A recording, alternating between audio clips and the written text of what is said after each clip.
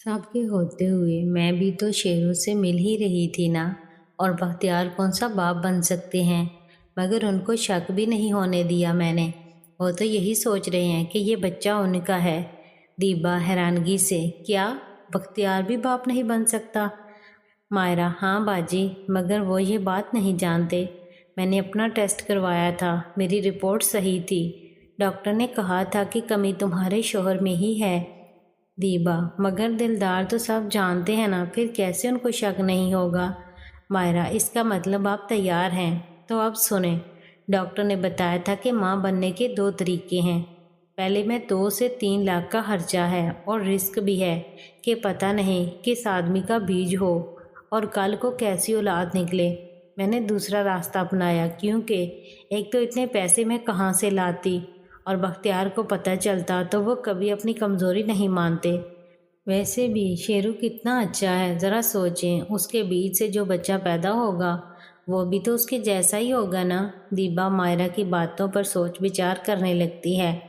मायरा की एक एक बात सच और सही थी। उसने शेरू को चुनकर कोई गलती नहीं की थी। वैसे भी अगर बाहर के किसी मर्द से नाजायज़ रिश्ता बनाने से बदनामी का ख़तरा भी तो रहता है। मायरा, बाजी, अब इतना मत सोचें। आप एक बार दिलदार भैया को लेकर डॉक्टर से टेस्ट करवा लीजिए और डॉक्टर दिलदार भैया को सब समझा देगा। इसके बाद मैं आपका साथ दूंगी और हम ऑपरेशन का बहाना बनाकर पैसे भी बचा लेंगे और आप शेरू से माँ भी बन जाएंगी। किसी को कानो कान खबर नहीं होगी। दीबा, मगर मायरा, मायरा, कोई अगर मगर नहीं, ज़रा सोचें बाजी, आप कब तक ऐसे ही वीरान ज़िंदगी जीती रहेंगी? आखिर आपका क्या कसूर है? दिलदार भैया अगर अपनी ताकत गंवा बैठे तो क्या उसकी सज़ा आपको मिलेगी? मेरी बात माने, आप शेरू से माँ बन जाएं। आपके जीवन में बहार आ जाएगी। माँ होने का एहसास क्या होता है ये अब मुझे महसूस होने लगा है, जब मेरे पेट में एक ज़िंदगी पलने लगी है। औरत कितनी अधूरी है औलाद के बिना, ये आप अच्छी तरह जानती हैं। दीबा मायरा की बातों से पूरी तरह राज़ी थी और अब उसे मायरा का बताया रास्ता ही सही लगने लगा था और वो मायरा को हाँ कर देती है। दीबा, ठीक है मायरा, मगर क्या शेरू इसके लिए मानेगा? मायरा, वो आप मुझ पर छोड़ दीजिए। मैं जैसा कहूँगी आप वैसा करती जाएं। बस फ़िलहाल उसके इम्तहान ख़त्म होने तक हम उसे तंग नहीं करेंगी, वरना उसकी पढ़ाई पर बुरा असर पड़ेगा। दीबा, ठीक है मायरा, जैसा तुम कहोगी मैं वैसा ही करूँगी। अब तुझे ही सब करना है। मायरा, आप मुझ पर भरोसा रखें और एक काम आप आज से शुरू कर दीजिए। दीबा, कौन सा काम? मायरा, आप शेरू को अपनी तरफ मतवज्जो कीजिए, उसे अपने हुस्न के जलवे दिखाएं, उसे इस गदाज बदन की खूबसूरती का एहसास करवाएं। दीबा, ठीक है, मैं आज से ही शुरू कर देती हूँ। मायरा, मैं आपको फुल सपोर्ट करती रहूँगी, मगर इतना याद रखना कि उससे आगे मत बढ़ना, वरना उसकी पढ़ाई पर असर पड़ेगा। दीबा और मायरा दोनों अब एक हो गई थी।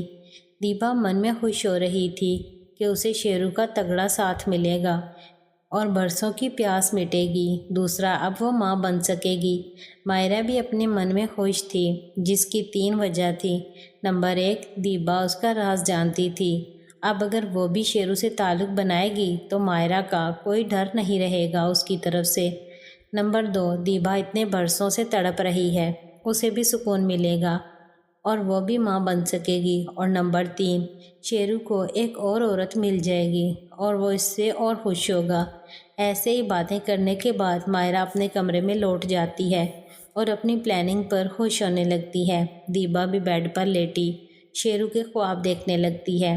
आज शाकिर को उसका बाप वापस ले गया था अस्पताल से, इसलिए सरवर और दिलदार भी अब फ्री हो गए थे रोज़ रोज़ के चक्कर से। शेरू ने बाहर जाना छोड़ दिया था और सिर्फ पढ़ाई पर ही ध्यान दे रहा था। शेरू सारा दिन कमरे में ही रहता था, इसलिए मायरा दीबा को कहती है कि वो किसी न किसी बहाने से शेरू के पास जाती रहे और उसे अपने जलवे दिखाए। दीबा मायरा के कहने पर अपना काम शुरू कर देती है।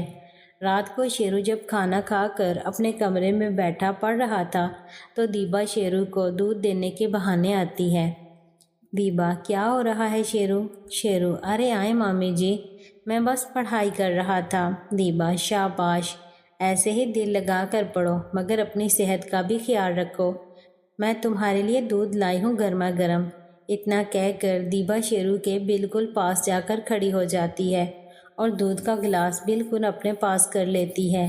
شیرو جب گلاس کی طرف دیکھتا ہے تو اس کی نظر دیبا کی چٹانوں کے بیچ کی گھاٹی پر جاتی ہے۔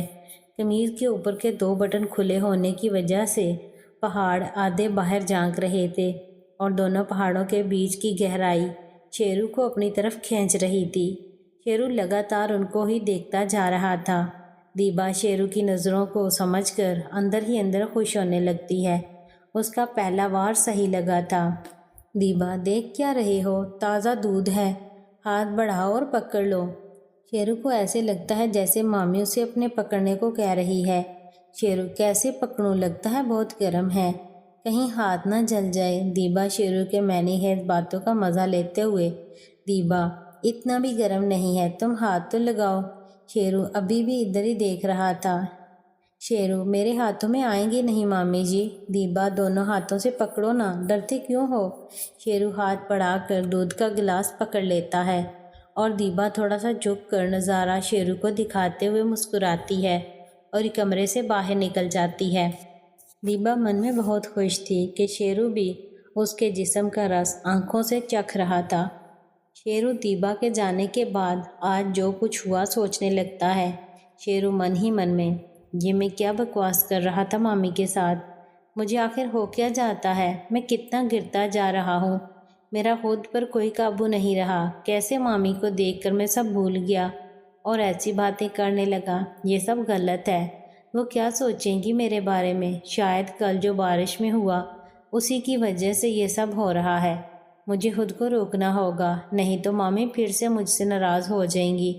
کتنی مشکل سے تو مجھ سے اب اچھی طرح بات کرنے لگی ہے، مگر ان کا ایسے روپ میں میرے سامنے آنا اور اس طرح بات کرنا، کہیں ان کے من میں کچھ چل تو نہیں رہا؟ نہیں، میں یہ کیا سوچ رہا ہوں؟ وہ ایسی بالکل بھی نہیں ہے۔ بیٹا شیرو خود پر قابو رکھو اور صرف پڑھائی پر دھیان دو۔ پھر شیرو پڑھائی کرنے لگتا ہے اور دیر تک پڑھتا رہتا ہے اور پھر سو جاتا ہے۔ صبح شیرو جب ناشتہ کرنے بیٹھتا ہے تو دیبا کھانا پیش کرتی ہے۔ کھانا دیتے ہوئے دیبا کا آنچل تھلک جاتا ہے اور اس کی قمیض کے 2 بٹن کھلے ہونے کی وجہ سے دیبا کے بلب شیرو کے سامنے آ جاتے ہیں اور شیرو کی نظر ان پر جم جاتی ہے۔ دیبا جان بوجھ کر تھوڑی دیر جھکی رہتی ہے اور شیرو کو پورا نظارہ کرواتی ہے۔ شیرو ان کو دیکھنے میں ہی کھو جاتا ہے۔ مائرہ شیرو اور دیبا کو ہی دیکھ رہی تھی۔ کھانا دینے کے بہانے شیرو کو اپنے جلوے دکھانے کے بعد دیبا شیرو سے پوچھتی ہے، دودھ چاہیے؟ شیرو دیبا کی بات اور انداز سے ہڑبڑا جاتا ہے۔ اس وقت مائرہ اور نائلہ پاس میں ہی موجود تھیں، اس لیے شیرو جواب دینے سے کترا جاتا ہے۔ نائلہ اس میں پوچھنے والی کیا بات ہے؟ اتنی محنت کرتا ہے، دودھ نہیں پیے گا تو کمزور ہو جائے گا۔ مائرہ ہاں باجی، پلا دو شیرو کو دودھ، یہ آج کل بہت محنت کرتا ہے۔ اتنا کہہ کر مائرہ شیرو کو آنکھ مار دیتی ہے اور شیرو جلدی سے نظریں جھکا لیتا ہے، کہیں دیبا مامی نہ دیکھ لے۔